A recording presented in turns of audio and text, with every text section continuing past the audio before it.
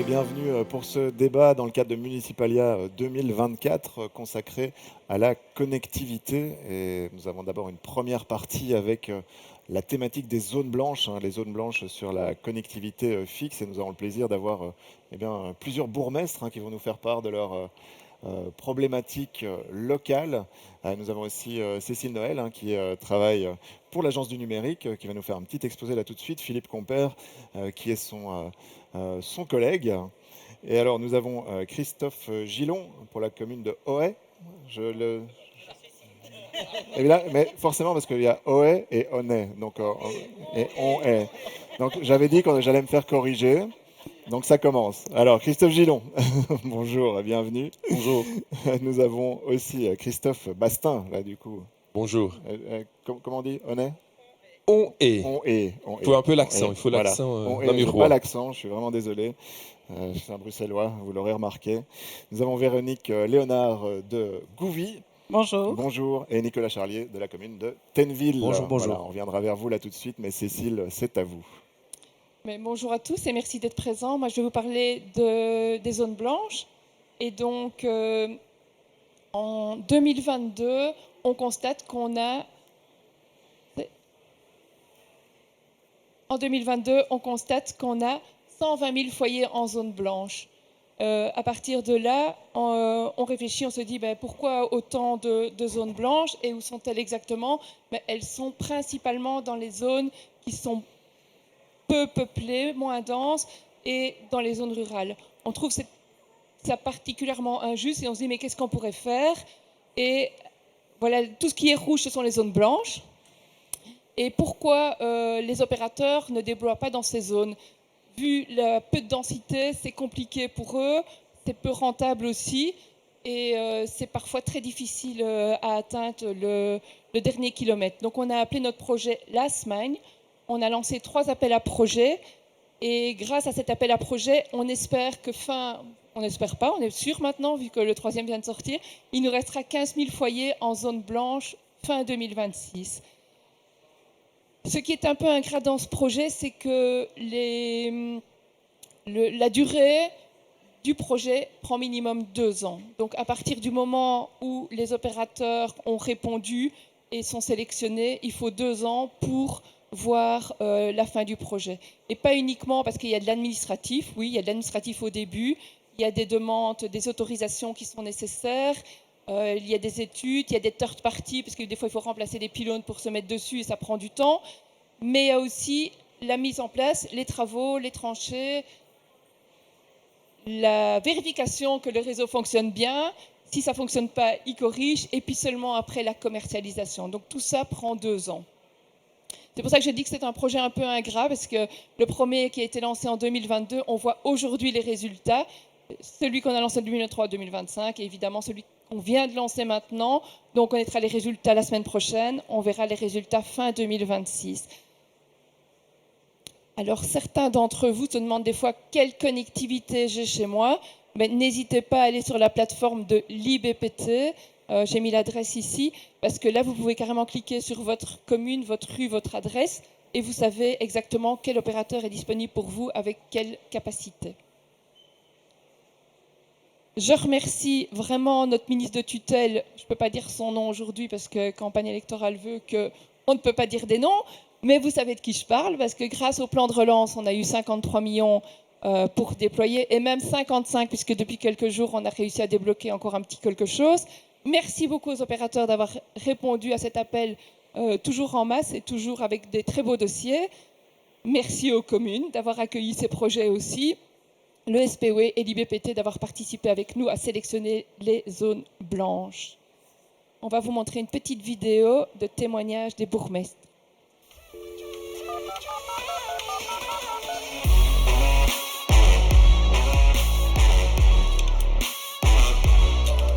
Last Mile, la connectivité pour tous et partout. Un défi de taille qui a vu le jour grâce aux appels à projets menés par l'Agence du numérique avec le soutien du plan de relance de la Wallonie. Objectif, en finir avec les zones blanches et rendre le territoire attractif.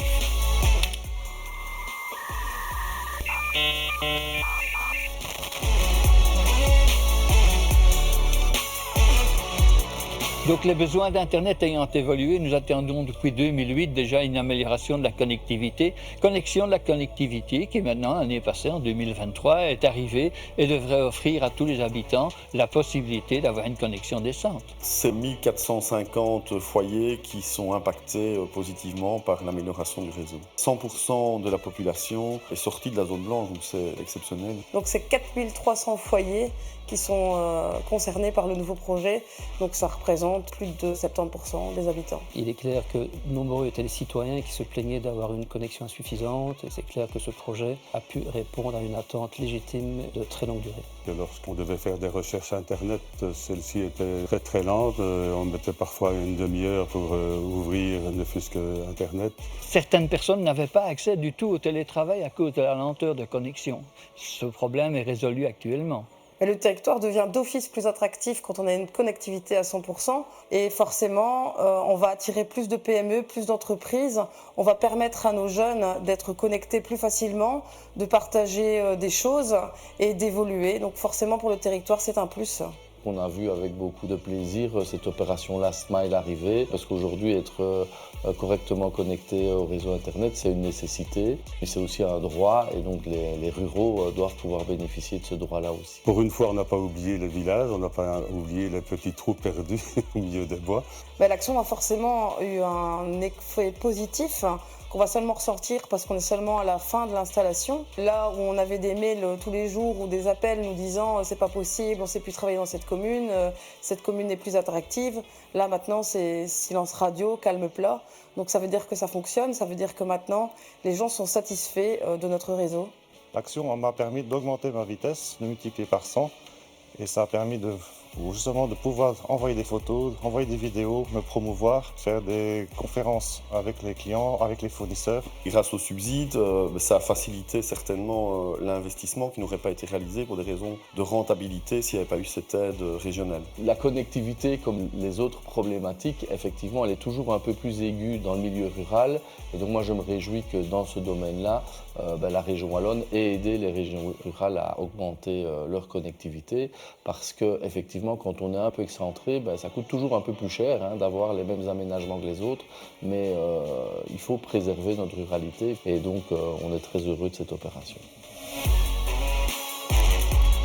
Partagez dès maintenant vos idées innovantes liées à la 5G avec Giga Région, un programme de Digital Wallonia. Rendez-vous sur notre page dédiée digitalwallonia.be/giga. Eh bien, merci beaucoup pour ce témoignage. Déjà, je me tourne vers vous, Véronique Léonard, du côté de Gouvy. Comment ça se passe alors? Est-ce que ça progresse ou est-ce que vous avez encore des habitants qui ne sont pas connectés? Alors, il y a encore quelques soucis à certains endroits, mais sur les dernières années, la situation a considérablement été améliorée. Et donc, comme le disait une des collègues là dans le témoignage, c'est qu'on a beaucoup moins d'appels pour les problèmes de connectivité aujourd'hui. Et donc, ça contribue aussi à calmer les choses de notre côté. Donc, vraiment une très belle amélioration, mais je sais que des projets sont encore en cours. On espère qu'on sera retenu dans l'appel à projet qui vient d'arriver. Et concrètement, les problèmes de connectivité, ils se matérialisent comment? Est-ce qu'il n'y a vraiment pas d'Internet? Certains parlaient de 30 minutes pour ouvrir une page web. Est-ce qu'on en est là? Oui, on en était là à certains endroits. Des impossibilités à participer à des conférences en visio parce qu'on est déconnecté tout le temps. Une lenteur pour transmettre des documents quand ils sont plus importants ou pour les recevoir. C'était vraiment notre réalité il y a 2-3 ans d'ici. Et dans plusieurs villages de la commune, il y a eu des améliorations de connectivité et on est maintenant à une vitesse tout à fait raisonnable. Ce n'est pas encore le NIC plus ultra des villes, mais au moins on peut participer activement aux activités numériques. Christophe Bastin, je me tourne vers vous. C'est quoi l'enjeu pour une commune rurale d'avoir cette connectivité? L'enjeu, on l'a surtout vécu durant la crise Covid. On a dû la population devait faire du télétravail et les étudiants devaient suivre leurs cours à distance. Et je peux vous dire, quand on tourne à 2 gigas, c'est réellement très difficile parce qu'à la limite, on ne sait même pas se connecter avec la caméra. Et on a eu énormément de demandes, mais c'est vrai que ça s'améliore, je dirais presque de jour en jour, même s'il faut un certain délai. Nous, on a travaillé principalement avec l'opérateur Proximus sur ma commune. On a vécu une première nationale puisqu'ils sont entrés dans un hameau de plus ou moins 70 habitants, mais là où il y a un complexe sportif, où c'était vraiment... ça ne tournait pas, donc c'était impossible de télécharger un film ou une image. Donc on est rentré avec la fibre dans les habitations. Donc là, je disais, ils étaient sur une trottinette et maintenant ils ont une Ferrari, donc ça c'est fabuleux. L'inconvénient, c'est que les autres villages, maintenant, quand on voit la qualité et la vitesse d'exécution, tous les autres villages râlent un peu en disant mais il faudrait mettre le même partout. Donc je vais rappeler Proximus pour leur dire qu'ils doivent entrer avec la fibre dans toutes les habitations. Et puis alors après, on a eu aussi un système qui fonctionne très bien au niveau de la ruralité, c'est du micro-trenching. Donc c'est un camion, je dirais, spécifique où ils mettent la gaine d'attente, où après ils soufflent la fibre, mais ils font ça directement, donc ils rebouchent le trou, ce sont des mini-tranchées. Ça fonctionne très bien dans la ruralité parce que on est dans l'accotement, donc par rapport aux villes, c'est beaucoup plus compliqué dans les villes, et là on a de la chance d'être dans le monde rural.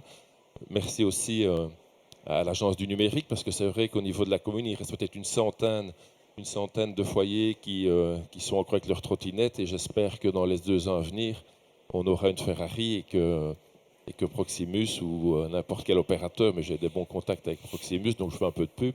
Il faut faire un peu de lobbying aussi, hein, vous comprenez, pour être sûr qu'ils reviennent sur ma commune, il faut que je les cite.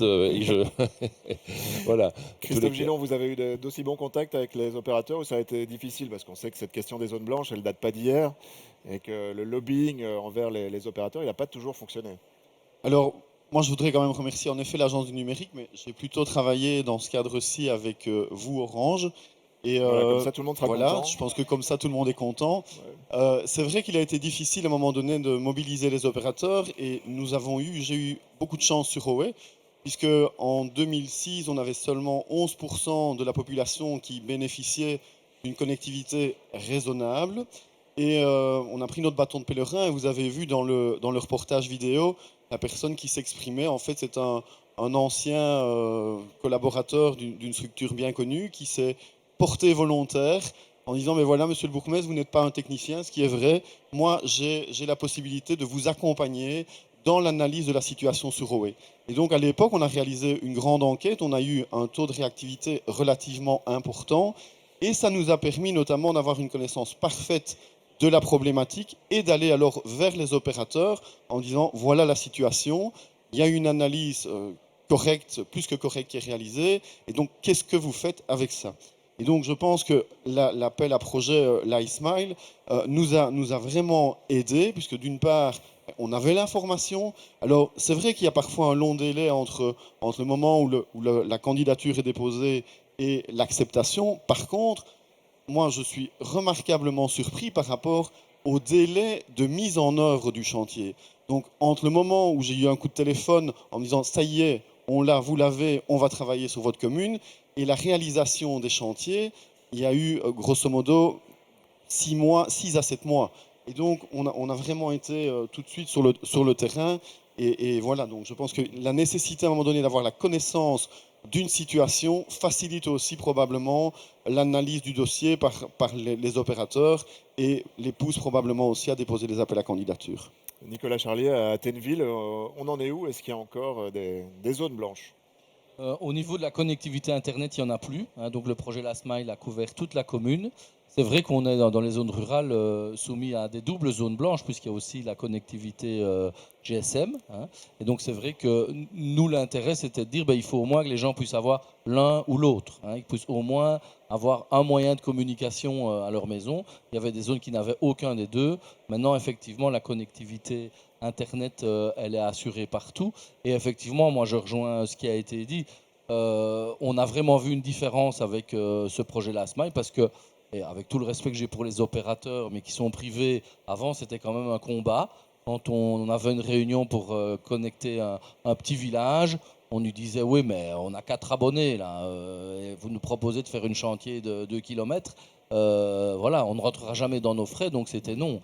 Et effectivement, et je pense que c'est pour ça que ça porte bien son nom, ces derniers kilomètres qui restaient à parcourir pour être connectés, grâce à un partenariat Région Wallonne et les opérateurs, il a pu être mis en œuvre. Et c'est vrai que moi, on dit 2 ans, effectivement, c'est frustrant. Je trouve qu'en temps communal, 2 ans, c'est quand même pas si long que ça. Quand nous, on met en place des projets avec tous les appels publics, tout le monde le sait, ça prend généralement beaucoup plus de temps. Et moi, j'ai quand même été plutôt surpris de la vitesse à laquelle les choses ont été réalisées. Et maintenant, chez nous, on en est vraiment dans la phase plutôt de communication. C'est d'informer effectivement les citoyens que cette possibilité de raccordement existe. Et comme ça, je ne ferai de pub pour personne. Je pense que ça a aussi un effet vertueux parce que moi, ce que je remarque, c'est que quand un opérateur investit dans une commune, souvent, ça donne l'idée aux autres opérateurs de se dire « Oui, mais nous, on n'a quand même pas envie de perdre nos abonnés non plus. » Et donc, on avance aussi dans la commune. Et donc, finalement, tout le monde est gagnant. Et donc, voilà, ça a un vrai effet vertueux, je pense.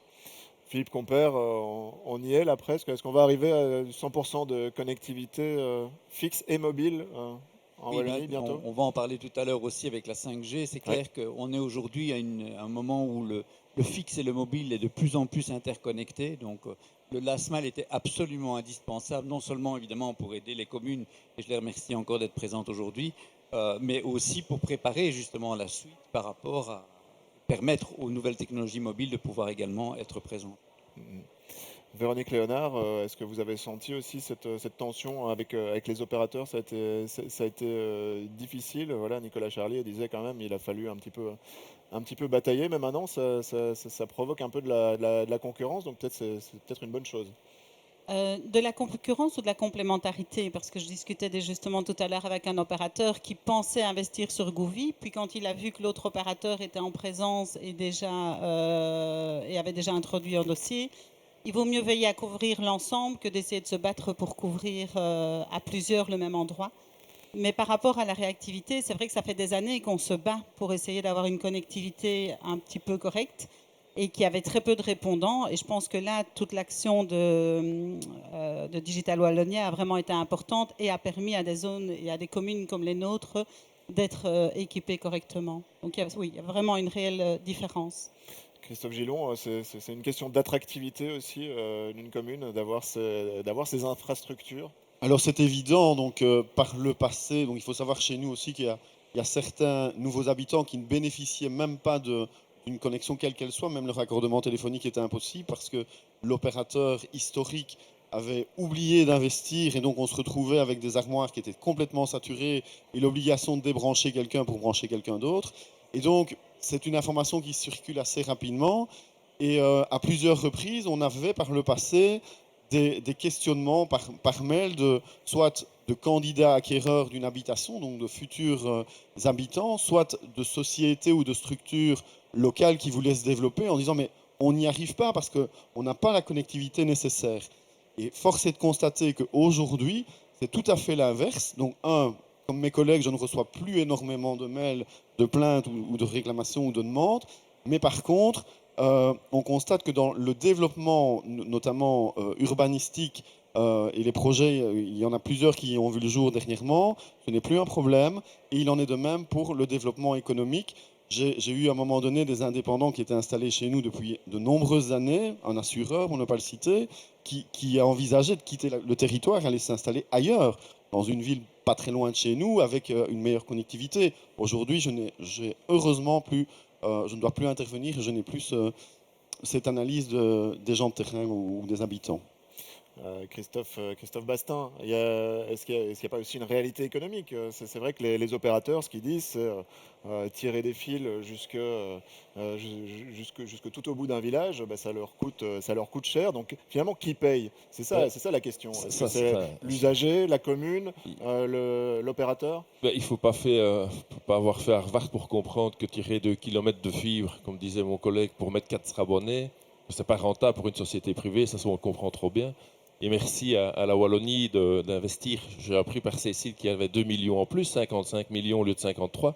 J'espère qu'il en restera un peu pour ma commune pour terminer les centaines de foyers à connecter. Mais plus sérieusement, on est très ouvert aussi sur la proposition avec les opérateurs. Quand on fait des travaux, on veut bien faire la tranchée et qu'on profite, qu'on la mutualise pour tous les impétrants, dont les opérateurs. Ça, on est très ouvert sur la solution. Je peux vous dire que depuis quelques années, on on est aussi en contact avec les opérateurs pour trouver des solutions justement pour que le plus petit des hameaux soit connecté. Et ça, on peut comprendre, comme vous le disiez très justement, tirer une fibre pour 4 abonnements sans les aides publiques, c'était impayable et infaisable par une société privée. Nicolas Charlier, est-ce que vous aviez exploré d'autres alternatives? On sait qu'il y a potentiellement l'Internet par satellite, le projet d'Elon Musk. Il y a d'autres choses finalement. Est-ce que ça n'a pas été des possibilités aussi? On n'a pas été jusqu'à contacter Elon Musk, mais Vous auriez pu, c'est hein. vrai qu'on a essayé vraiment de démarcher. Et nous, encore une fois, hein, grâce à l'action de Digital Wallonia, c'est vrai que ce que tous les opérateurs nous avaient conseillé, en tout cas, c'est que dès qu'on a une demande de connectivité, c'était de l'inscrire sur la plateforme. Et donc c'est vrai que j'ai un échevin, moi, qui a recueilli des centaines de demandes, hein, parce que c'était des centaines de demandes, pour les inscrire sur la plateforme et pour que effectivement le dossier Tennevillois puisse rentrer dans cette opération. Maintenant, je rejoins ce que Christophe a dit. Je pense que de temps en temps, il y a des opportunités qu'on ne doit pas louper. Quand on refait une voirie, quand on fait un aménagement, c'est vrai que c'est l'occasion, effectivement, pour les opérateurs d'être présents et de pouvoir, à moindre frais, pouvoir installer une fibre, quand ils ne doivent déjà pas rouvrir la tranchée. Et encore trop souvent, je pense que ça diminue, mais encore trop souvent, on a des opérateurs qui ne sont pas présents lors des réunions d'impétrants et puis qui viennent nous retrouver 1 an ou 2 ans après. On a tous vécu ça, hein, pour nous dire finalement on va venir faire des travaux chez vous, il faut rouvrir la voirie. Et je dois vous dire que quand on doit aller expliquer à des citoyens qu'on a ouvert devant chez eux et que finalement il y a un opérateur qui revient ouvrir quelques semaines pour installer un câble qu'on n'a pas mis quand on a fait les travaux, ça fait quand même toujours des ordres. Mais je pense que maintenant, effectivement, les solutions existent. Je donne un exemple. Chez nous, à Tenneville, on a, grâce à la Sofico, refait l'entièreté de la traversée de Tenneville de la Nationale 4. C'est des travaux qui ont été assez longs et bien réussis. Et le projet Last Mile est venu l'année suivante. Et quand j'ai eu la première réunion avec l'opérateur Orange, on nous a dit on va rouvrir tous les pavés parce que nous, on doit passer. La commune a dit non, c'est pas possible, et Orange a trouvé une autre solution. Donc je remercie aussi effectivement les opérateurs. Je pense qu'il y a des solutions qui existent. Alors c'est peut-être ici la subsidiation qui permettait que d'autres solutions soient trouvées, que la solution forcément la plus économique. Mais en tout cas, je pense qu'il faut vraiment continuer à garder cette belle complémentarité entre communes et opérateurs, notamment dans le suivi des travaux, pour continuer à améliorer l'activité, notamment lors des extensions d'habitat. Parce que parfois on recrée des lotissements, il faut impérativement que les opérateurs soient présents pour pouvoir prolonger le réseau. Très bien, un grand merci à tous en tout cas pour ce débat. Et on peut applaudir nos orateurs du jour qui ont fait part de leur expérience de terrain. Et on va passer tout de suite à la deuxième partie de ce débat sur la connectivité qui est consacrée à la 5G. C'est évidemment le complément à la connectivité fixe. Vous pouvez transmettre les micros aux orateurs suivants.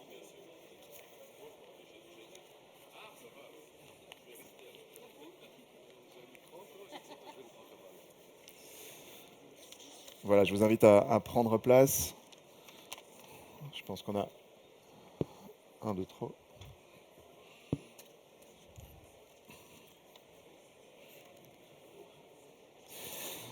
Voilà, bienvenue à tous. Je représente Cécile Noël et Philippe Compère de l'Agence du numérique. Nous avons aussi avec nous Vincent de Longueville pour Bonjour. Chip, on Chip, dit Chip, sympa. Alors, nous avons aussi Damien Beauf. Bonjour. Bonjour Damien de CityMesh. Il manque encore une personne. J'ai enlevé un tabouret, c'était inutile. Voilà, bienvenue. Ah, vous n'étiez pas prévenu au programme, alors j'ai pas votre nom, donc vous allez vous présenter. Si, je vous avais bien sûr. Eric Van Wettere de Proximus, expert Proximus. On n'a personne de chez Orange, ni de chez Telenet, tant pis. Sébastien Rézier. Bonjour de Arduina Silva Studio. Voilà, je pense que j'ai présenté tout le monde. Et on va commencer par une petite présentation par Philippe Compère qui va nous expliquer un peu où en est le dossier 5G en Wallonie. Merci. Bien voilà, donc la 5G, c'est aussi un grand projet évidemment pour la Wallonie. Vous savez comme moi qu'on est en retard. Ça a pris beaucoup de temps parce que d'abord il a fallu 2 groupes d'experts 5G, il a fallu revoir les normes d'émission, ça a été fait en 2020-2021.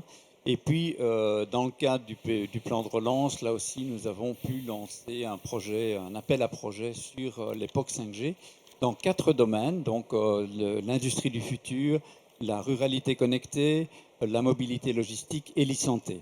Et en fait, on a lancé 2 appels à projets. Un premier en 2022, c'est celui que l'on va vous présenter aujourd'hui avec, je les en remercie, les personnes présentes, puisque c'est en fait le premier appel à projet était uniquement sur l'industrie du futur et la ruralité connectée, ces 2 premiers thèmes.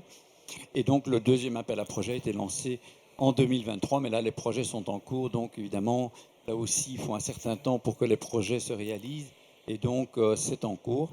Donc pour le plan de relance, on avait au départ un beaucoup plus grand projet, mais on a utilisé aujourd'hui 3 500 000 euros, ce qui est déjà pas mal, avec donc bien entendu les opérateurs dont certains sont avec nous, mais aussi c'était l'intérêt d'Époque 5G, c'était d'avoir évidemment des consortiums avec des entreprises. Et donc, on est très heureux de vous présenter aujourd'hui des projets très variés du côté industrie du futur, beaucoup de succès. On va le voir dans le film dans un instant, dans la maintenance prédictive entre autres. Et alors, un projet très intéressant, Chip and Chip au niveau ruralité connectée, mais qui ouvre des possibilités dans beaucoup d'autres domaines, vous le verrez. Donc voilà, je ne serai pas plus long que ça. Je crois que vous pouvez lancer la vidéo avec la télécommande.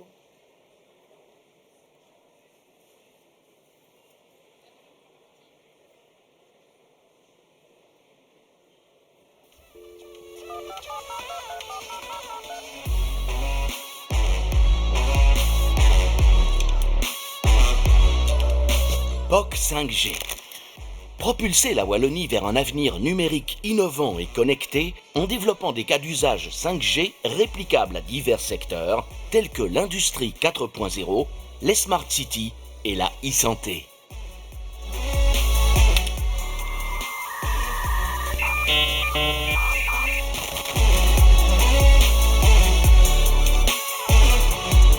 On a développé une exclusivité mondiale avec Arduino Silva, et c'est Mario Kart, mais en vrai. C'est-à-dire que sur un espace physique complètement libre, 8 à 10 cartes vont batailler l'un contre l'autre, et ces cartes sont complètement interactifs. Donc le résultat du POC pour nous se trouve derrière moi. C'est un nichoir équipé d'un panneau solaire, d'une batterie et d'un routeur 5G. Et il est donc autonome. Il n'est ni connecté à l'électricité, ni connecté à un réseau domestique. L'objectif principal de ce POC 5G réalisé avec Multitel et iCare était de développer une solution complète sur un réseau 5G privé installé chez A6K dans un cadre bien précis qui était la maintenance prédictive sur un système HVAC. L'objectif du projet, c'est de pouvoir utiliser un drone avec de l'intelligence artificielle et de la 5G pour faire de la gestion de stock en temps réel. C'était important pour Proximus de répondre à cet appel à projet parce que c'est un projet de co-création avec différents acteurs et grâce au consortium qu'on a formé soutenu par l'ADN, on a pu construire ensemble une solution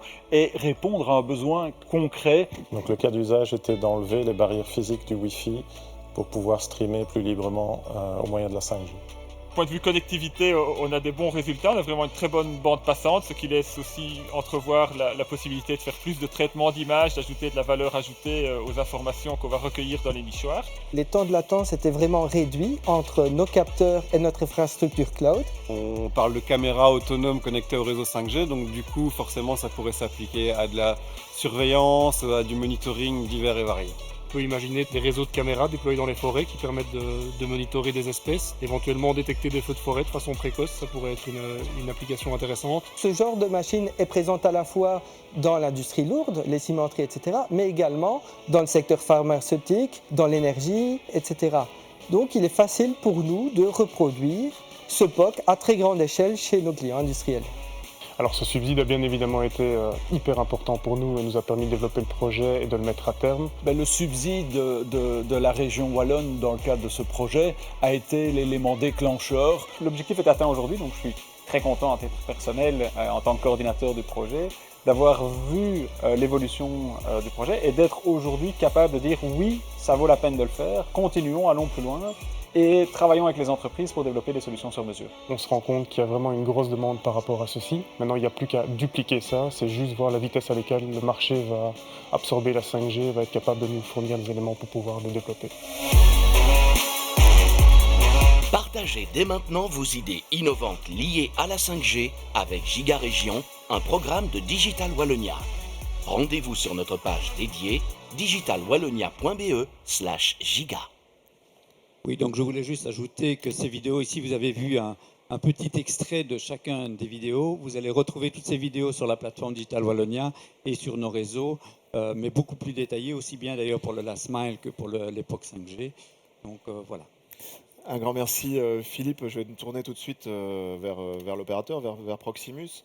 La 5G, c'était vraiment la promesse de développer des applications plutôt business, plutôt industrielles, et c'est ça qu'on voit ici avec ces cas d'usage. Oui, tout à fait, c'est d'ailleurs une révolution la 5G, en particulier la 5G privée, justement, où on a un spectre dédié aux use cases privés. Et donc ici, dans les POC qui ont été réalisés, et je remercie ici l'ADN d'avoir rendu cela possible. Donc la 5G a permis justement d'avoir une capacité, une latence vraiment minimale en termes de latence pour ces use cases. Donc c'était vraiment une révolution par rapport à ce qui existe en 4G public, entre autres. Vous avez pu développer combien de use cases comme ça depuis le lancement du programme ? Alors je vais dire sky is the limit, mais on travaille sur différents use cases dans l'industrie. Donc ici on vient de voir l'inventaire d'entrepôts grâce à un drone, ça c'est quand même assez révolutionnaire. On a vu la maintenance prédictive, on a aussi du broadcast, donc on travaille sur le fait d'envoyer des images de compétitions sportives en direct grâce à la 5G. Donc ça c'est un autre use case sur lequel on travaille. Donc il y a pas mal de possibilités que la 5G permet. Très bien. On va se tourner tout de suite vers les entrepreneurs. Alors, Sébastien Rézier, voilà, on a vu un petit peu dans la vidéo ce karting connecté. Expliquez-nous en quoi la 5G est indispensable à la matérialisation de ce projet. Alors ici, la 5G remplace effectivement le Wi-Fi pour la qualité utilisateur, la latence, on l'a déjà signalé. Près du micro. Voilà. Donc la latence, comme on l'a signalé, qui est très importante pour la qualité utilisateur. Il faut imaginer que dans les images que vous avez vues, le streaming est réalisé depuis Francfort jusqu'à Bruxelles directement dans les lunettes, notamment Bruxelles, Charleroi, Jean-Blou. Nous avons avec la 5G la possibilité de diviser par 2 la latence nécessaire à atteindre les lunettes. En sachant la latence, c'est la rapidité de transmission de l'information. Donc, le temps que l'image parte depuis le data center jusqu'à l'arrivée dans les lunettes. Et donc, concrètement, ça évite de se rentrer dedans avec les cartes. Concrètement, le Wi-Fi prend autant de temps que la distance entre Séville et Francfort. Et donc, ce temps-là est vraiment précieux pour tout le monde. Et vous imaginez qu'en conduisant un véhicule, en plus avec de la réalité virtuelle, chaque milliseconde compte. Vincent de Longueville, voilà, on vous a vu aussi brièvement dans le reportage. Expliquez-nous un petit peu ces nichoirs connectés. Oui, donc l'idée de ChipChip, c'est de mettre la technologie au service de la nature, plutôt que l'inverse, qui peut aussi exister. Et donc nous, on n'est pas dans le last mile, mais on est vraiment dans le last meter. On va placer nos nichoirs au milieu des forêts, sur des falaises, sur des clochers d'église ou autres. Et donc ce qui est important pour nous, c'est aussi de l'autonomie, et donc la consommation énergétique, qui à quantité de données égale est plus faible avec les systèmes 5G qu'avec les systèmes actuels. Donc ça, c'est vraiment un gros avantage pour nous, pour permettre d'avoir un nichoir qui soit complètement autonome. On le pose là où il y a un intérêt scientifique ou un intérêt, on va dire, pédagogique pour des enfants ou autres. Et puis il fonctionne sans autre connectivité. Et ça, c'est vraiment un avantage pour nous. Donc on attend vraiment qu'on fasse le last meter en forêt, sur les zones naturelles et autres. Il ne faudra pas déployer la fibre optique jusqu'en forêt, là. C'est pas nécessaire. C'est peut-être on va mieux plutôt comme ça. passer par les ondes, du coup, de ce côté-là. Alors, du côté de CityMesh, Damien Beauf, vous pouvez nous expliquer un petit peu le projet CityMesh. C'est plus qu'un projet, d'ailleurs, je pense. Oui, entre autres, mais je vais aussi également peut-être faire une petite transition avec la discussion qu'il y a eu auparavant avec les bourgmestres, pour vous donner quelques bonnes nouvelles. Je vois que certains bourgmestres sont restés, donc je vais en profiter. Merci, M. Bastien, d'être resté.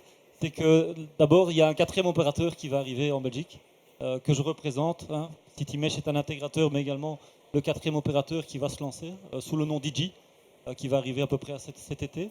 Et donc, ce qui va vous serez présent sur toute la Belgique? Sur toute la Belgique, avec effectivement le 5G. Ce qui va permettre également aux utilisateurs de pouvoir avoir la connectivité, mais pas au prix de la Ferrari. Nous préconisons de la mettre au prix d'une Renault, par exemple.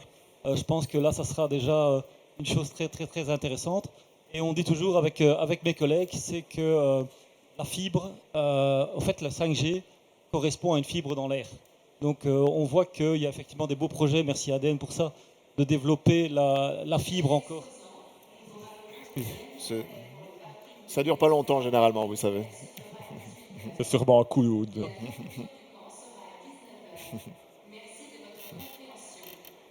Donc, ce que je disais, c'est que effectivement la fibre, c'est très, très bien de développer également, mais je pense que la 5G va apporter une révolution. Elle va l'apporter au niveau des utilisateurs, mais également énormément dans l'industrie.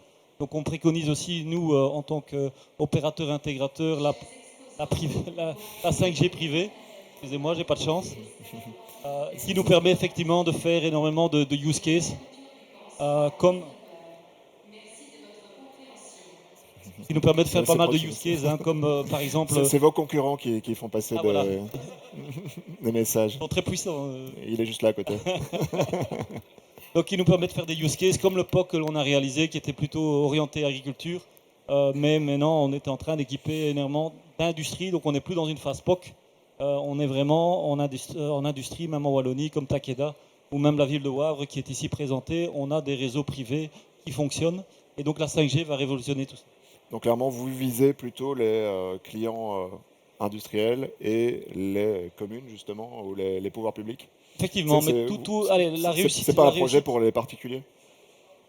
Pour l'instant, non, mais ça va le devenir. Et je pense que, clairement, les cases qui sont en place, c'est aujourd'hui et c'est pas demain. Elle est là. Et le 4e opérateur, comme que je représente, va révolutionner tout ça. Ils vous font peur chez Citymesh? C'est un concurrent sérieux et on les respecte et voilà, et on souhaite être les meilleurs et apporter meilleurs services à nos clients. Philippe Compère, est-ce qu'il y a d'autres projets qui vont émerger? Est-ce qu'il y a encore des entrepreneurs qui ont été contactés et qui vont profiter justement de ces expériences 5G? Alors, au niveau des projets d'époque, je disais, donc il y a l'appel 2023 qui s'est clôturé.